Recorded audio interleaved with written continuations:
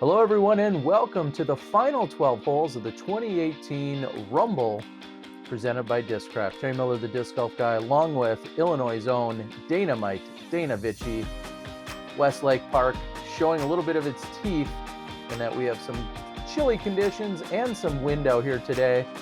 But Florida native Double G on the card, along with Alex Geisinger, Adam Hammes, and Minnesota's Jordan Castro. Dana, beautiful park, great scenery, some great fishing if you got the time. But now we're getting into the back half, and I think we're going to see really what this course is made of. Oh, yeah. And here we are, hole 13, par 4, 875. And that needs a sit. And that's a pretty good shot because you actually get some relief off the rocks.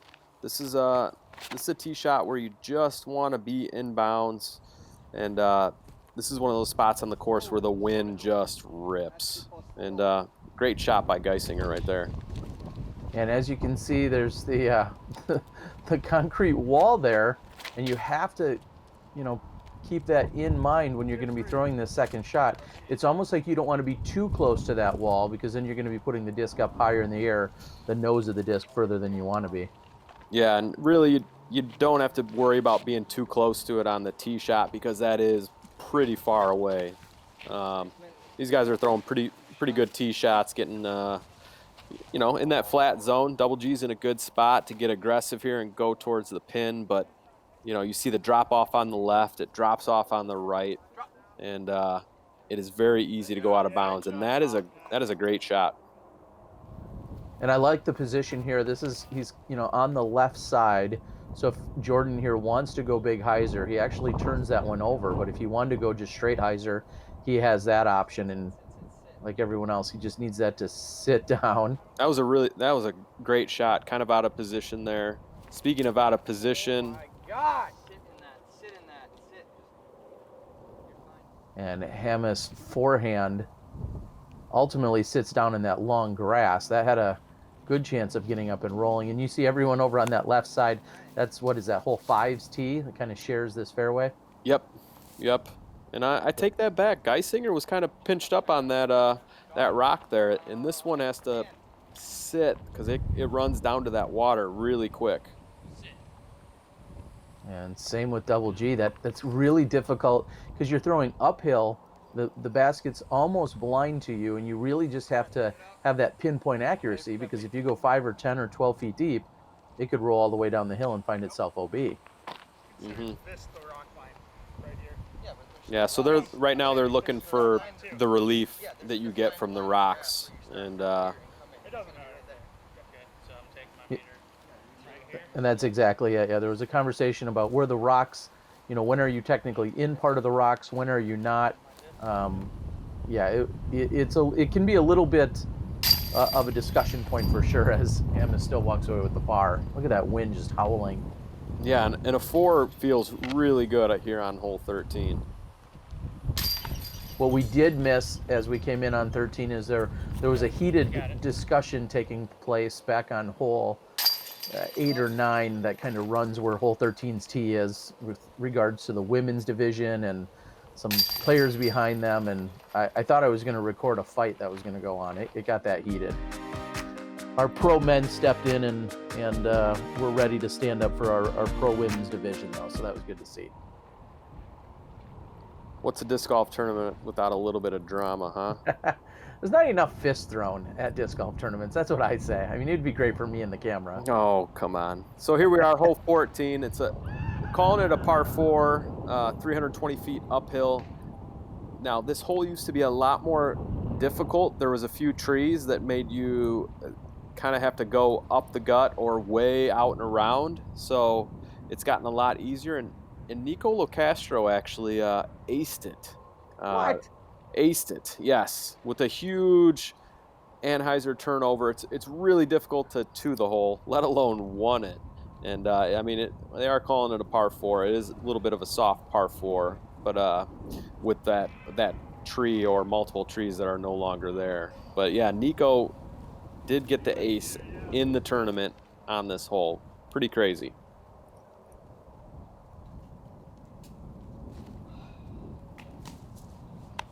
Dude, thanks for sticking. Geisinger thinks he heard something during his putt there, and it was said later, I think, just off camera. They're like, we think you might have stepped on the stick and made the noise yourself, but unsure of what happened. Either way, Double G's power puts him right on the dance floor. He walks away with an eagle, like you said, maybe a little bit of an easy or soft par 4. The numbers probably show you that it's a par 4, but then when you see some of the furthest thrower in the game, it's easy to think, okay, well, maybe that doesn't really feel like a par 4. But to be fair, Hammes, Double G, and Geisinger, all with plenty of power. That's not all that common to get past this basket. Yeah. Well, I mean, I've got, we'll call it 400 plus power, and I'm not getting to that basket.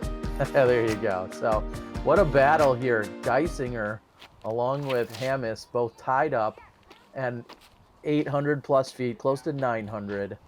Another par 5, and that's all right position. Yeah, that's not too bad. You really want to, let's see what Hammes does.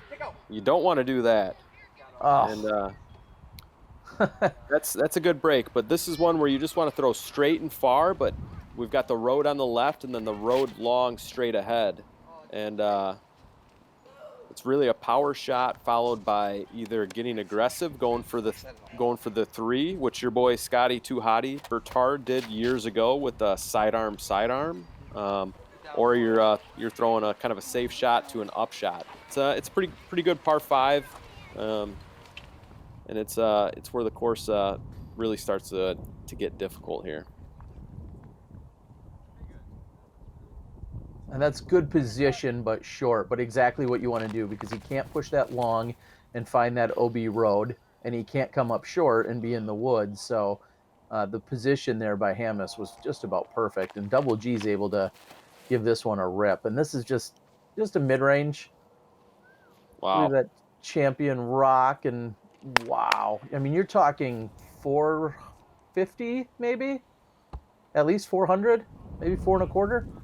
Yeah, that went pretty far, because Garrett was not in a good position, even though he's looking right at the basket. But that went pretty darn far, and Castro catching a little bit of the leafless cabbage there.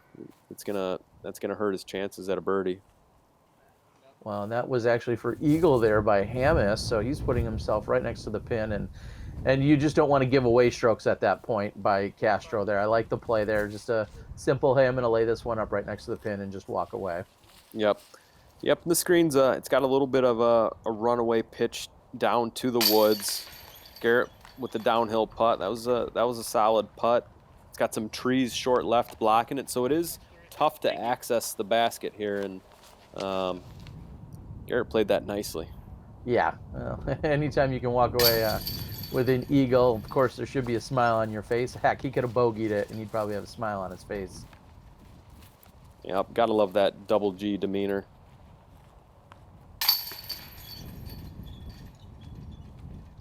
And the birdie by Hammes and Geisinger, two guys, both, Hammes coming from northern Wisconsin, Geisinger from the Twin Cities area. We find these two have kind of partnered up and been traveling around and playing together quite a bit. So great to see them battling it out. And they're making it a 2-horse race. They're both at 30 under with 5 strokes clear of the next 2 competitors. And what a beautiful shot by Double G. Wow, great flight by Garrett. We've got the road on the left, woods on the right. This sets up great for the power righty forehand or the lefty backhand. The righty backhand shot is really difficult here, and Garrett made that look easy. And this is another hole that's missing some trees that have come down in years past. It used to be a lot more difficult. And if you ever do come out here, grab one of those camping spots that you see off to the right. When I was there in 2006 or 2007, that time frame, that's exactly what I did, is camped just a few feet on the other side of that fence, and long birdie look for Castro comes up empty. Ooh, and Geisinger finding the chains but not the bottom of the basket. That's That's a handful of putts in the circle he has missed. We are in a relatively calm area of the course here. Not near any water, so the wind wasn't really too much of a factor on that. On the forehand, very effective also for Hamas as he walks away with the birdie. And we'll see a couple pars. Now, interestingly enough, as these guys are going to walk over to that tee right there on 17, it was right around that time frame. Oh, there's Joel Freeman actually right there. I was going to say it was right around that time. I know he was shooting well on that second card, and he kind of wanted to know what was going on. And at one point, I think he took the scorecard out of one of the bags to kind of check on it. And there was a discussion in the group as to, what the etiquette is as to asking for how the lead card is doing or actually looking at their scorecard, and if you do or don't have permission. It was a interesting conversation that unfolded. This wasn't an event that was using UDisc or PDGA Live scoring, which you would otherwise check. So it was, I'm going to go ahead and say it was a little bit tense there for a moment as we were kind of moving down hole 17's fairway. Jeez, more drama. right up your alley if I know you, Terry. I like, this is one reason why I love being out here and recording as we're watching these guys really struggle off this tee, is you see those things unfold. You see how these players are interacting and talking with one another and what is important to them. And right now the fairway is important, but it doesn't seem to matter. Uh-oh. Yeah, this is only 265 feet. If you can throw straight, you have a good opportunity at getting the birdie here, and you really want to pick up some strokes because the holes coming up here are really tough. Hole 18 is vicious, and it looks like more than one player on the card here is going to get a bogey. And Castro, similarly, he kind of turned around there. I think he heard some noise on that second card, the little bit of a backup that was taking place. And ultimately, he was a little short on his attempt, but Double G is going to walk away unscathed.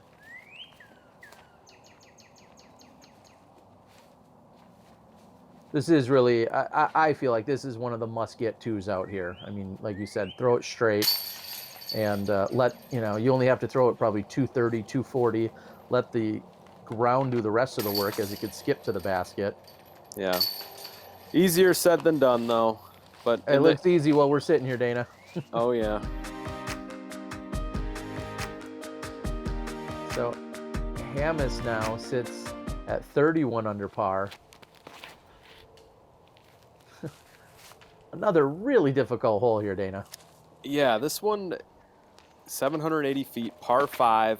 You got to choose what you're going to do off the tee. To try to get to the corner you can see the spotter up there at Doglegs left, and that's where you want to be. And if you're there, you have an opportunity to get the 3, but to get there is really difficult. You got the slant, and it's super tight.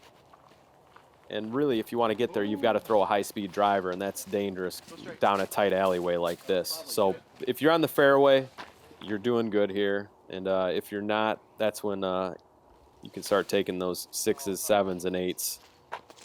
Because he's not to the corner yet. He's going to have to literally pitch up from right there. There's nothing else that you can do from that spot.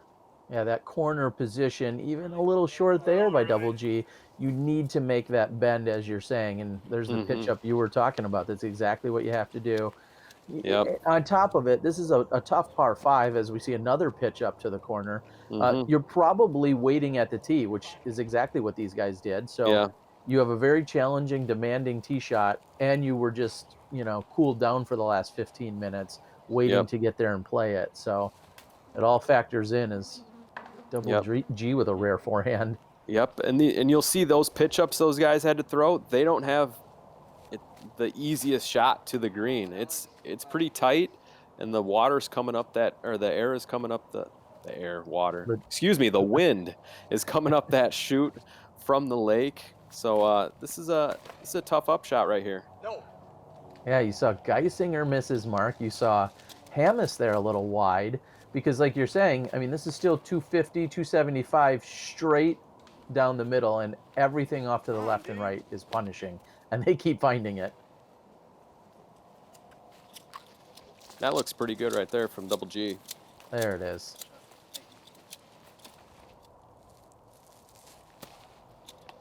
And at this point, whether I'm filming or you're on the card, you're wondering, like, okay, how many shots has this been?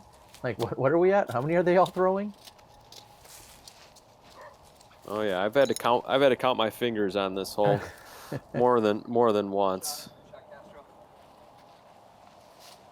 So now we're finally seeing some approaches right next to the pin. Double G seems to have navigated this the best. Is going to walk away with the par.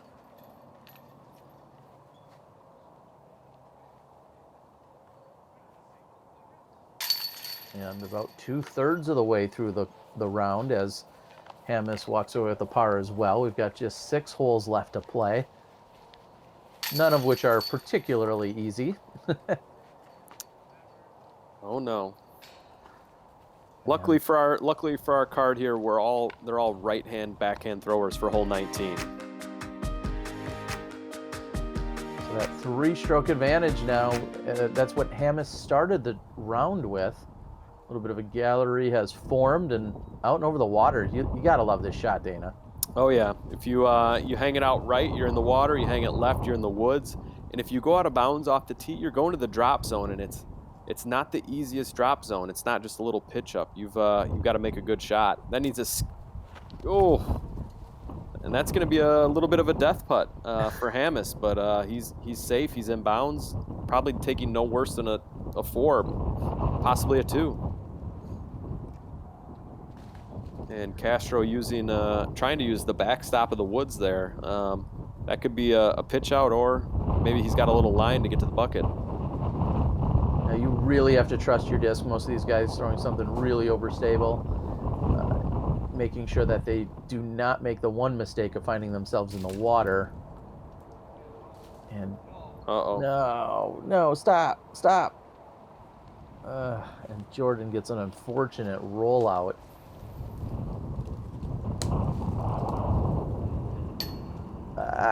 Oof. That could your heart could skip a beat there for a second. So interesting.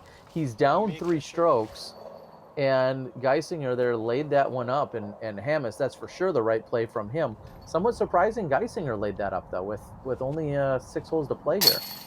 Yeah, because I mean at worst he's going out of bounds right next to the bucket, and taking the drop in 4. So we'll see if it works out for Geisinger, and if he needs that stroke here after 24 holes.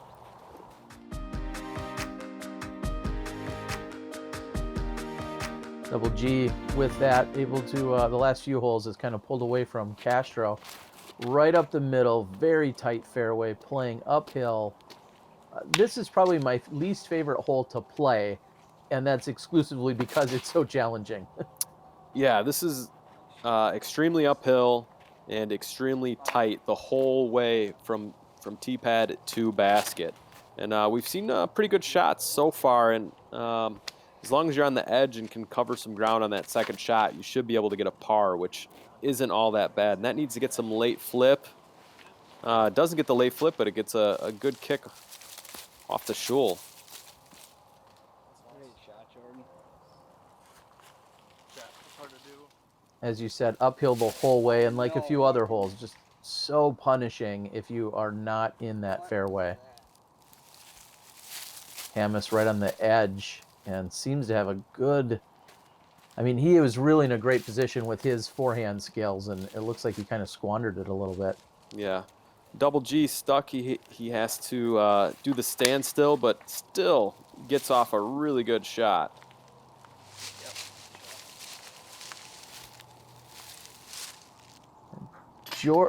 Ow. Wrong Jordan, wrong slam dunk. That's frustrating, and you can see how unenthused and dejected he is. Just for everyone at home, that does not count.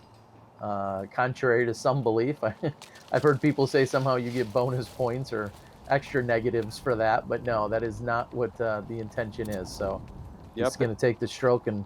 Wait. What? Okay, there it is. Trying to pull a Magician David move there. I'm not sure what he's doing. I'm going to go ahead and say that was weird. But I think he was anyways, just undecided. anyways, you do have to mark your, even if you land on top, you got to mark with your mini under the basket and hole out, even if you land on top of the basket like Jordan did. You see a little bit of that second card and some of the gallery. There's Tournament Central off in the distance. And Double G, look how clean that card is through this back 9 so far that we've played. He is maybe making a little bit of a charge as we're heading to another par 4, all about placement. Oh yeah, this is tough. It's a left to right tee shot, and then it starts going way downhill at the water and continues dog-legging right. Super difficult. It's easy to, if you throw the right-hand backhand, to end up in the water. So that's why we're seeing these left to right forehand, righty forehand shots. It's not as hard to, it's harder to get to the water. Yeah, I was going to say that could be a world of trouble for Castro, and it looks like he might be on, hopefully, what is the edge of the rough there, and this is just a pitch out as that wind is ripping. Yeah, and that's where you want to be on your tee shot.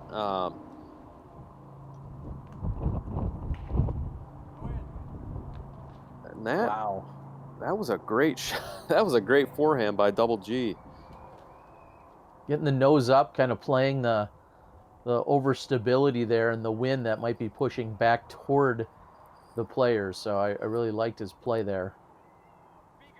Yeah, this is one of those courses where if you're righty or lefty, you want to have a forehand. So you don't have to mess around with the wind, throwing turnovers. You can play to the strength, use the stability of the disc, and whether it's thrown at the water and hyzer and out, forehand or backhand.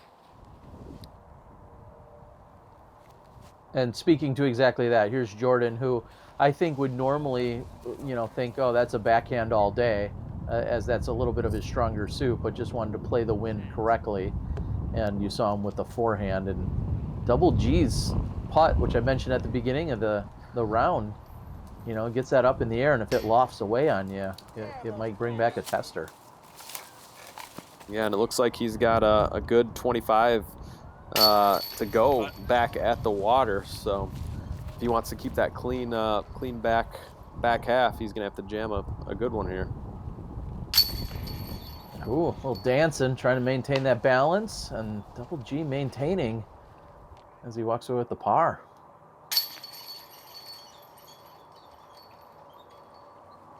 So we're going to see a little bit of a shake-up here on this leaderboard as Hammes will tap in. Just 22 through 24 to play. And just like that, we're back down to a single stroke. What a battle. Yeah, and Garrett lurking 3 behind. Drop that bush. 335, and you notice just how lackadaisical Geisinger is on that throw, and even more so by Double G. Yeah, 2 of the most powerful players in disc golf, and they make it look easy. And this is another hole where you want to be right-handed, and I feel sorry for some of the lefties out here. And looks like Hammes had enough stability on his tee shot to get back inbounds and probably have the birdie look. But really, you just want to make sure you don't hit a tree near the basket or hit the hillside and roll back in. Just look how deep Castro went, and he gives that a solid run, but surprised to see him that deep. Same with Hammes. That wind was just taking it with him as Hammes lets that one get past him. Oh. No. That is not fair.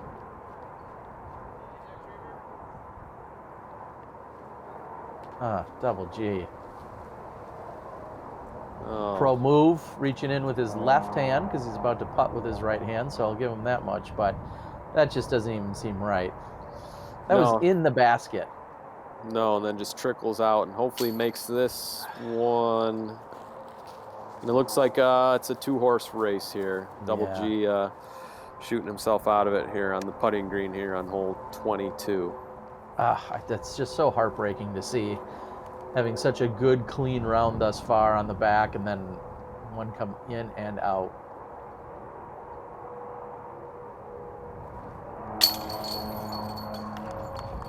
Giddy up, Geisinger. These guys putting on a show for everyone. Adam needs that to come in, and it does, so you can at least walk away with the par.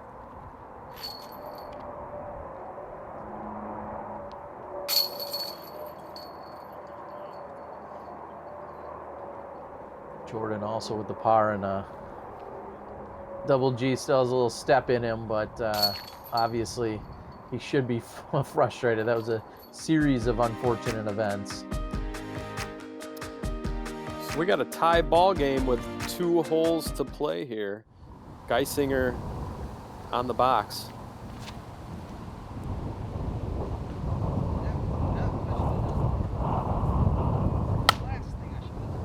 And you see the wind just ripping on that flag that's all the way down on a peninsula.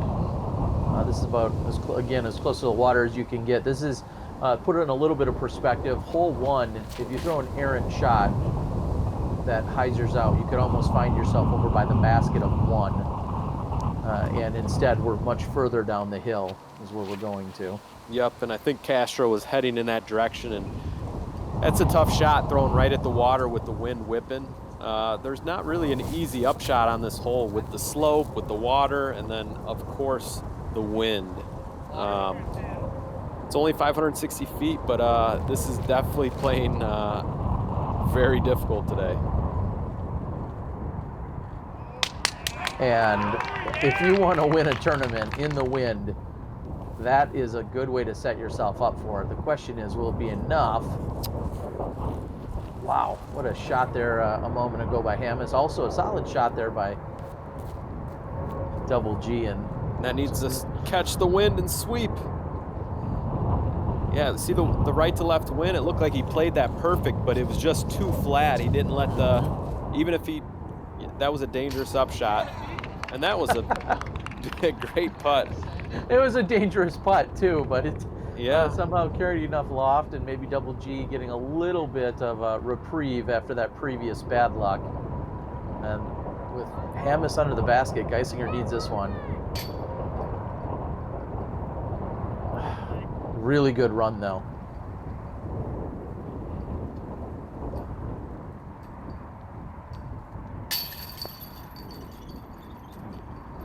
Castro with a few late round struggles here, and Geisinger is able just to muster the par. So Castro will have this relatively short tap in. Hammes will have a tap in, but more importantly, Hammes will have a 1-stroke advantage.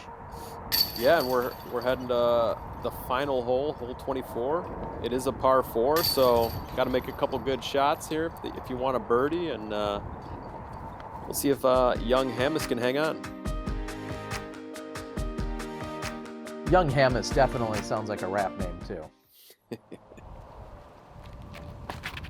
So set this shot up. What are they trying to do here, Dana? So, definitely not that. You really just want to throw far. You might want to do a roller like Double G, but the hard part is getting it down because you're throwing so far uphill. You got low-hanging branches. There's a number of routes you can hit. Here, dude. Geisinger either not happy about the kids yelling or hitting that tree, maybe both. Castro put himself in a good position. You want to be further left than right because it gives you a better angle on the green because it doglegs to the right. You can see the flag through the woods there. And it looks like Hammes just needs to get a 4 to get the win. Yeah, Geisinger did not get the skip he was hoping for. And, when you take away from this hole is you want to throw it straight or have it bail out left. The one place you don't want to be is short right, which is ultimately what we saw by both Hammes and Geisinger. Now, granted, they hit a tree and went short right, but short right is the only place not to be on this hole. Great shot. Yep. And this is tricky. I've thrown many good shots, or I thought they were good shots, and get up there and I'm too far right. And so it's all about being left and giving yourself an angle to the basket. Double G's going to come up short. We've got a gallery along with Tournament Central right behind us. Castro's trying to close the tournament out, and he'll keep trying to close the tournament out here in a moment. Come on, Jordan, put it in. There it is. That's a solid putt. We would have loved the previous one, but we're closing things down here. Looks like everybody's taking in the action. Again, final few shots of the tournament. Geisinger needed the birdie, it looked like, to potentially force some kind of a playoff, because Double G's going to tap in, and then we're going to see ultimately Adam Hammes with his very short putt. I catch up with our champion here in the interview, but before I do so, I want to quickly say thank you so much, Dana. I appreciate the insight, appreciate the entire crew, Chase, and all the sponsors. Look forward to catching you guys next time at a future Rumble sometime down the future. Thank you, Dana. Yeah, put the Rumble on your list. Chase, Jessica, you guys are awesome. Iron Lion, Quad Cities, I love it. Thanks, Terry. You're welcome. Here's Adam.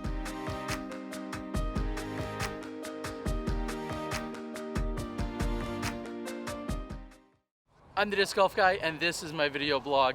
I'm joined by Adam Hammes, and Adam, just a week ago in a wintry blizzard, I was handing you a check for first place at a B tier. This weekend we're in Iowa, and it's an A tier. Way to level up, I think the kids say. How's it feel? Amazing. First A tier win. First A tier win. Insane. What are some of the things you were thinking as the last few holes were going down? Just play my game, play aggressive like I have all week, execute on my shot. On 23, I took my gator out. I'm good with my gators. I did the same shot I did in the first round, threw it, and it worked out great. We've been battling the wind and some stiff competition and a change of weather throughout the weekend. What were some of the keys to your success? Playing aggressive, honestly. I don't see going for it or laying up. It's the same dangers. Might as well go for it. So that's what I did. I was rewarded with it. And yeah. That works for me. So you battled with some of the people you know with, you travel and you see week in and week out. What's it like to take down some of the best? It feels amazing. Battling with Alex, we've been buddy for a long time, and been trying to chase him for a long time. Finally feels good to secure one over him. All right, so what are the plans after this weekend? You got this notch on your belt. What's next? I'll be in Wisconsin for a few more B tiers, and then I have the A tiers start pretty soon here, June, July. And people are going to see you on tour around the country more this year? I'll be at a few of the Disc Golf Pro Tours. I'll be at Great Lakes Open, Ida Wilds, Ledgestone, Des Moines. I'll be at Pro Worlds, and now the USDGC. All right, now the USDGC. All right, again, this is Adam Hammes taking down the A tier here this weekend. I want to thank Discraft as they were the title sponsor here in the Quad Cities. I'm the Disc Golf Guy, and we'll catch you guys next time.